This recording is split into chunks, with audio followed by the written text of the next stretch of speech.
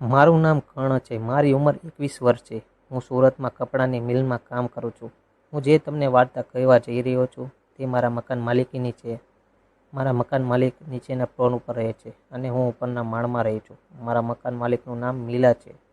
હું તેને આંટી કહીને બોલાવું છું. તે દેખાવમાં ખૂબ જ સુંદર લાગે છે. આમ તો તે 32 વર્ષની છે, પણ તેમનું શરીર સંપૂર્ણ રીતે ધ્યાન રાખવા જેવું છે, એટલે તે દેખાવમાં 23 વર્ષના દેખાય છે. હું જ્યારથી અહીં આવ્યો છું ત્યારથી મને તે ખૂબ જ ગમવા લાગ્યા હતા.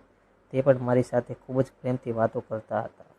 જ્યારે પણ તે મને જોતી ત્યારે મારી સામે હસતી રહેતી. તે ઉપર કપડાં સૂકવવા આવે અને અન્ય કામ માટે આવે ત્યારે અમે બંને ઘણી વાર અલગ મલકની વાતો કરતા. હું તેની વિશે એકાંતમાં ઘણી વાર વિચારતો અને મારું કામ કરતો હતો. જેમ જેમ દિવસો પસાર થતા ગયા તેમ તેમ તેના પ્રત્યે મારી રુચિ વધતી ગઈ. મને તેને પથારીમાં ફરવાની કોઈ તક મળતી જ નહોતી, પરંતુ એક દિવસ તેના પતિ ગામડે ગયા હતા.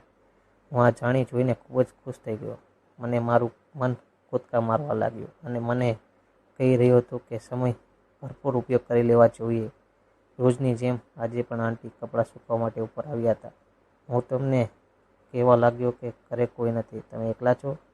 જો કોઈ મદદની જરૂર હોય તો તમે મને કોલ કરી શકો છો. આંટીએ નાનું એવું સ્મિત આપ્યું અને કહ્યું, ચોક્કસ. પછી તે ચાલ્યા ગયા. મારા નસીબ જોગે સાંજ પડતા ભારે વરસાદ શરૂ થઈ ગયો. અમારા એરિયામાં લાઇટ નહોતી. આંટી સાવ એકલા હતા અને રાત્રના 10 વાગ્યા હતા. મને તેમનો ફોન આવ્યો. શું હું નીચે આવી શકું? જ્યાં સુધી પાવર ન આવે ત્યાં સુધી તેની રાહ સાથે બેસી શકું? મેં ખુશીથી તેની વાતમાં હા પાડી અને નીચે ગયો. મને તેણે સ્મિત સાથે આમંત્રણ આપ્યું અને સોફા પર બેસવા કહ્યું. બંનેએ વાતચીત શરૂ કરી. હું મારું નસીબ અજમાવવા માંગતો હતો. મેં આંટીને કહ્યું કે જ્યાં સુધી પાવર ન આવે ત્યાં સુધી આપણે રમત રમીએ. મમનને ખૂબ જ કંટાળો આવે છે. તેણે મને હા પાડી અને પૂછ્યું, આપણે કઈ રમત રમીશું? મેં કહ્યું, આ રમત ખૂબ જ સરળ છે, પરંતુ જે કોઈ હારે તેણે વિજેતા જે કહે તે કરવા માટે તૈયાર રહેવું જોઈએ. આંટીએ પૂછ્યું અને કહ્યું, ઠીક છે.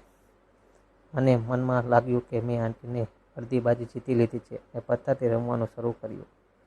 લગભગ અડધી કલાક ગેમ ચાલી અને અંતે હું જીતી ગયો. હવે શરત પ્રમાણે મારે તેમને મારું કામ કહેવાનું હતું.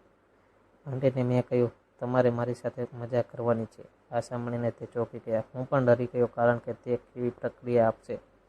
ત્યારે મને ખ્યાલ નહોતો કે મેં તેના ચહેરા પર એક અલગ પ્રકારનું સ્મિત જોયું. તે મને કહી રહ્યું હતું કે આંટી મોજ મસ્તી કરવા માટે તૈયાર છે. તે મારી નજીક આવીને બેસી ગઈ અને મારા કાનમાં આવીને કહેવા લાગ્યા, ચાલો અંદર જતા રહીએ. તેણે મારો હાથ પકડ્યો અને અંદર લઈ ગયા.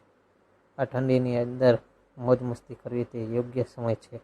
અને પછી જે કંઈ થયું તે સાંભળીને તમારા રૂંવાટા ઊભા થઈ જશે. આવી જ વાર્તા સાંભળવા માટે ચેનલને સબસ્ક્રાઈબ કરજો દોસ્તો. ધન્યવાદ.